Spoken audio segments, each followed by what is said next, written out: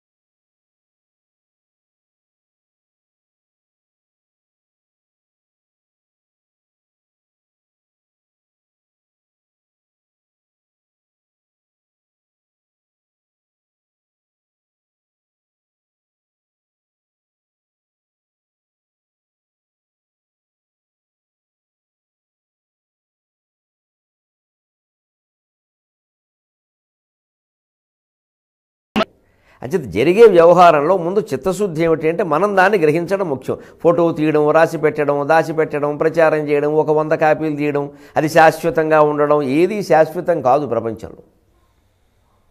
అది ఉండదు. ఉండని దాని గురించి మనం తాపత్రయపడద్దు. అంత కావాలనుకున్నవాడు వాడు పడతాడు. ఇవన్నీ శాశ్వతంగా ఉండాలి, మేము మాట్లాడినవన్నీ పుస్తకాల రూపంలో వచ్చేయాలి, సీడీల రూపంలో వచ్చేయాలి, నిజమే అవన్నీ రావాలి. ఆ తాపత్రయాలు మీరు పడండి, నేను పడను, నన్ను మన్నించండి.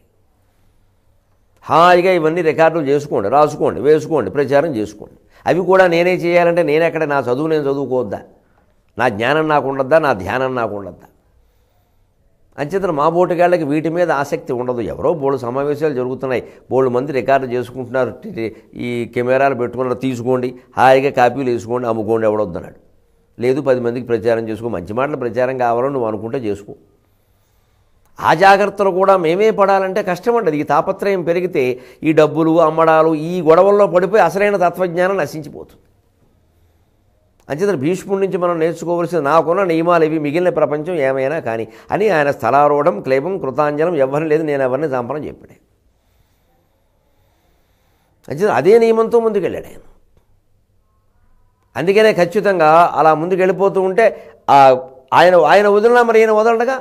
ఏ రాజుల్ని గెలిచావు, గురువుల్ని గెలిచావు, నన్ను గెలవలేవా, ఆడా మొగ అనద్దు, నా దమ్ము నేను చూపిస్తా, నేడెమ్మెయ్యినైనను నీ పోడిమి సెడతోలి విడువ నిన్ను పొదివెద నిన్ను, నేడెమ్మెయ్యినైనను నీ పోడిమి సెడతోన తవిలి పొదువుదు నిన్ను, వాడి మొగడనుట ఉడిపెద వేడిమి సొంపెసగ అస్త్ర విద్య మెరయుదున్ అని శిఖండి వెంటబడ్డాడు. ఈ శిఖండి ప్రేలాపన చూసి అర్జునుడు అనుకున్నట్టు, అమ్మ బాబోయ్, ఇదంతా శివసంకల్పం, రా, శిఖండి ఇలా రెచ్చిపోతున్నాడు ఈవేళ. ఇదివరకు 10 రోజుల్లో ఎన్నో కాకపోయినా కొన్నిసార్లు శిఖండి భీష్ముడికి ఎదురుపడ్డాడు. అప్పుడు కూడా శిఖండి వేశాడు బాణాలు, భీష్ముడు వెయ్యల. పని పక్క వాళ్ళు ఎవరో వచ్చి తగులుకునేసరికి శిఖండి వెనక్కి తగ్గాడు. ఎందుకంటే శిఖండి మహారథి స్థాయి వాడే తప్ప దుర్యోధనుణ్ణి, దుశ్శాసనుణ్ణి, కర్ణుణ్ణి లేదా మరి కనీసం మన శకుని వీళ్ళని ఎదిరించగలిగే స్థాయి కాదు. వాళ్ళంతా అతిరథులు. అశ్వత్థామ ఇలాంటి వాళ్ళని ఎదిరించలేడు. అందుకని వాళ్ళు వచ్చినప్పుడు వెనక్కి వచ్చేసాడు. ఇవాళ ఏమిటో రెచ్చిపోతున్నాడు. ఆ రెచ్చిపోయేసరికి చూసి అనుకుంటున్నాడు భీష్ముడు. ముందు ఆ సెకండ్ ఏమంటున్నాడు చూడండి, నేడెమ్మెయ్యినైనను నీ పోడిమి సెడ తోన తవిలి పొదువుదు నిన్ను. ఇది గ్రహస్థితి. కుజుడు 5లో ఉంటే ఏదో మారకమని అంటూ ఉంటారు జ్యోతిష్ శాస్త్రంలో, నాకు అంతగా తెలియదు. కానీ శూద్రకుడు మృత్యుకటిక నాటకంలో ఓ పాత్ర అంటాడు, కుజుడు 5లో ఉంటే మారకం అంటాడు. కుజుడు 5లో ఉన్నాడు రా వాడు ఎవడరో, అందుకే వాడు నాకు దగ్గరే ఉంటాడు, వీరకుడు ఓ బండివాడు అంటాడు ఆయన. అలాగా ఈ వేళ ఖచ్చితంగా భీష్ముడు కుజుడు 5లో ఉన్నాడేమో తెలియదు, అందుకని వీడి మాట ఇలా వస్తున్నాయి. ఎలాగైనా సరే ఈవేళ నేను నీ పోడిమిశాడ, నీ పరాక్రమం అంతా దెబ్బతినే విధంగా తోన తవిలి పొదువుదులని వెంట తగిలి నేను చంపుతానయ్యా. వాడి మొగడనుట ఉడుపుదు. మాటి మాటికి నేను వాళ్ళతో యుద్ధం చేయను, వీళ్ళతో యుద్ధం చేయను. ఏమిటి నీ బోడి పౌరుషం ఎక్కడ? ఈవేళ తేలిపోవాలంతే. వేడిమి సొంపెసగా అస్త్ర విద్య మరయుదు. నా వేడిమి, నా ఉష్ణత్వం, నా తీవ్రత్వం, నా తీక్ష్ణత్వం అంతా చూపించి అస్త్ర విద్య అంతా చూపిస్తానయ్యా నీకన్నాడు.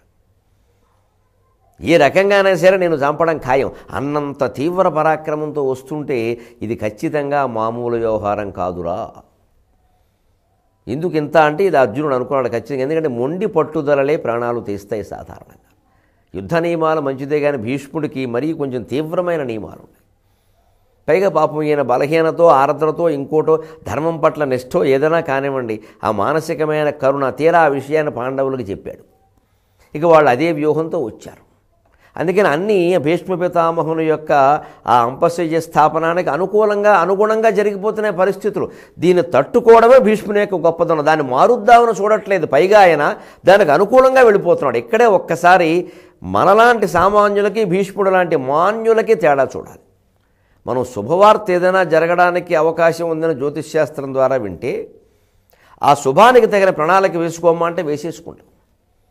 కానీ ఒక ఘోరమైన అశుభం నీ ఇంట్లో జరగబోతుందమ్మా, మనస్సును సిద్ధం చేసుకుంటే ఇది జరగకుండా ఏం చేయాలండి? శనిగ్రహానికి ఏమన్నా అభిషేకం కొత్తపేట మందపల్లి వెళ్ళి ఉన్న నూనెంతా దేవుడి మీద పోసేస్తే అని ఆలోచన చేస్తాం. అంతేగాని పోన్లేండి అంత తీవ్రమైన అశుభం అంటే నాకు చాలా దగ్గర వాళ్ళు ఎవరో ఏదో అయిపోతుందన్నమాట సరే అని మానసికంగా సిద్ధపడదామని ఆలోచించాం. భీష్ముడు శుభానికి అశుభానికి కూడా సిద్ధపడ్డాడు. తండ్రి వివాహం చేసుకోవడానికి ఏదో ఆటంకం ఉంది, వాళ్ళు ఎవరో అడిగారట అనగానే తండ్రికి కూడా చెప్పకుండా గుర్రం వేసుకుని అక్కడికి వెళ్ళిపోయాడు. వాళ్ళు అడిగినవేవో ఇచ్చేసి వచ్చాడు, నాన్నగారిని ఏమీ అడగలేదు కనీసం. అలాగే ఎటువంటి పరిస్థితుల్లోనూ తక్షణ కర్తవ్యం